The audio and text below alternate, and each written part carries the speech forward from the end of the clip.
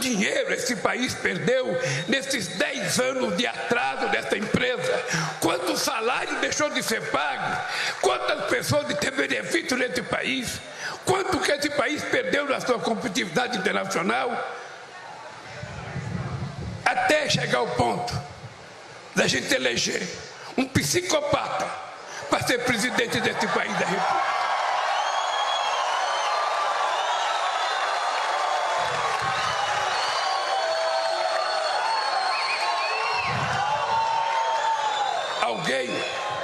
Alguém que vive da mentira, alguém que vive da maldade, alguém que vive de ofender os outros.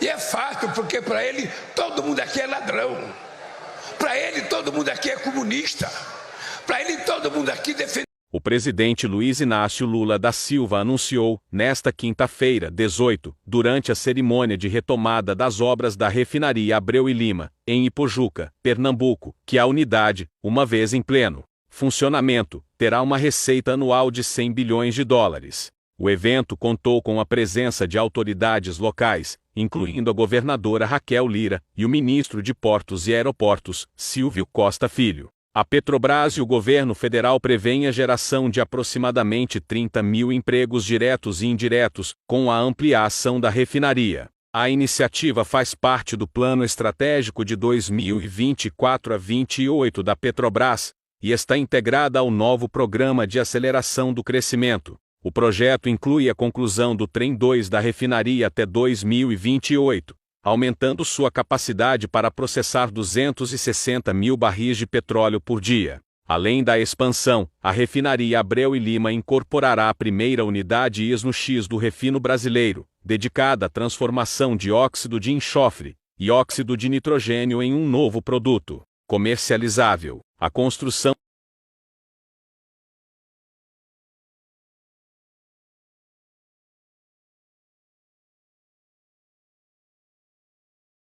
A Controladoria Geral da União anunciou nesta quinta-feira, 18, que concluiu a investigação sobre o certificado de vacinação contra a Covid-19 do ex-ocupante do Palácio do Planalto, Jair Bolsonaro, afirmando que o registro presente em seu cartão de vacinação é falso. A apuração teve início em 2022, a partir de um pedido de acesso à informação ao Certificado Nacional de Vacinação, Covid-19, com base na Lei nº 12.527/2011. Segundo a CGU, foram identificadas inconsistências nos registros fornecidos pelo Ministério da Saúde, levando a investigação a ser encaminhada à Corregedoria Geral da União. Esta instaurou investigações para apurar possíveis envolvimentos de agentes públicos federais. A investigação revelou que Bolsonaro possui um registro de vacinação contra a Covid-19 datado de 19/7/2021, na Unidade Básica de Saúde Parque Peruche, em São Paulo. No entanto, 2 registros adicionais, feitos em Duque de Caxias, foram cancelados antes do início das investigações pela CGU. As descobertas levaram à Operação Venire pela Polícia Federal, revelando um esquema de fraude a cartões de vacinação, envolvendo agentes públicos federais. Quem vai parar esse ditador? Não tem ninguém me denuncia aqui. Isso é uma vergonha, gente. Se vai na casa de um deputado que é líder da oposição, ele manda na casa de qualquer um. Isso é uma afronta, é uma vergonha, é uma ditadura do judiciário, e o judiciário não tem nada com isso, mas na pessoa desse ditador Alexandre de Moraes. Eu não vou me calar, vou citar, vou afrontar e vou desafiar. Ele se cala quando é questões que envolvem a turma da ideologia dele. Hã? Vocês estão sabendo, né? Do mais de 8 aí, 8, o que fizeram. E ele, ó, caladinho, não fez nada, não fez nada. Fica aqui a minha indignação, meu protesto. E o meu desafio a deputados e senadores, vocês vão se calar? Vão ser covardes? A história não vai perdoar vocês. Deus tenha misericórdia do Brasil, Deus abençoe você e sua família. Soy el fuego que arde tu piel. Soy el... Um depoimento prestado à Polícia Federal revelou que um amigo e colega de turma do general da reserva Eduardo Vilas Boas atuou como intermediário da empresa Verint Systems para negociar com o Exército durante a gestão do ex-comandante da Força A negociação envolvia a venda de sistemas de inteligência, incluindo o software First Mile, cujo uso está sendo investigado pela Agência Brasileira de Inteligência. O general Luiz Roberto Peretti foi contratado pela Verint Systems por meio de uma empresa de consultoria criada pelo próprio militar, em 2010. Peretti também atua como um dos conselheiros fundadores do Instituto General Vilas Boas, que comandava o Exército, quando foi efetuada a compra do First Mile e outros softwares com dinheiro da Intervenção Federal no Rio de Janeiro. A atuação de Peretti foi relatada por Caio Santos Cruz, filho do general Santos Cruz, em depoimento à PF. O documento foi obtido pela Folha de São Paulo.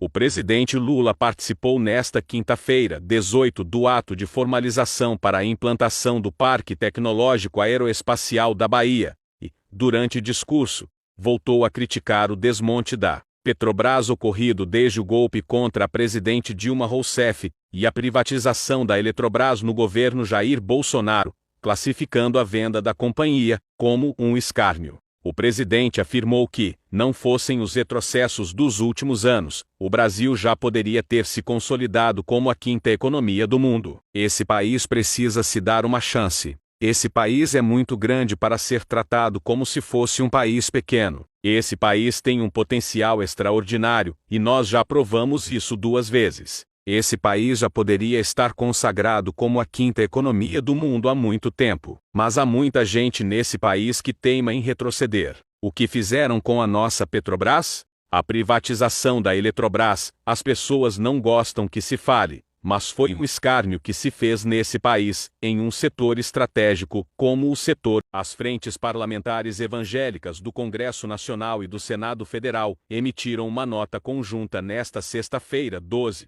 atacando o presidente Luiz Inácio Lula da Silva por sua postura crítica em relação às ações de Israel na Palestina. A bancada foi além, acusando Lula de antissemitismo, em resposta ao apoio do governo brasileiro à iniciativa da África do Sul de levar o caso à Corte Internacional de Justiça. O comunicado das frentes parlamentares destaca uma suposta preocupação com a distorção do significado de genocídio e da Convenção Internacional por parte da África do Sul, ignorando os horrores que assolam os palestinos. Uma ação como esta deveria ter como alvo o grupo terrorista Hamas, pois este sim é um grupo que vem cometendo genocídios, dia após dia, como o ocorrido em 7 de outubro de 2023, onde exterminou mais de 1.400 seres humanos inocentes, crianças, idosos, mulheres, adolescentes, adultos, diz o texto.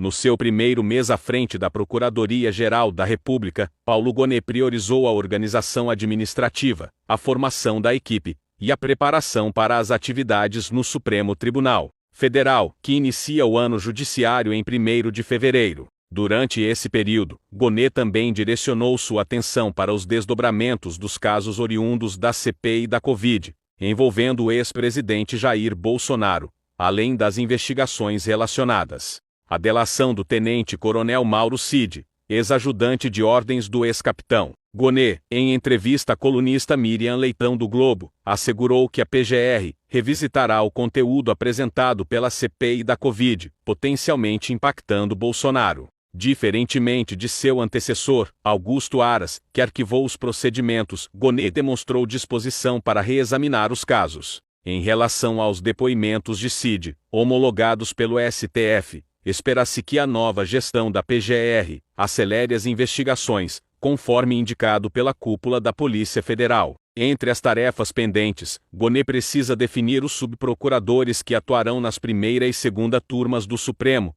posições estratégicas na atuação da PGR perante a Corte. Soy el fuego que arde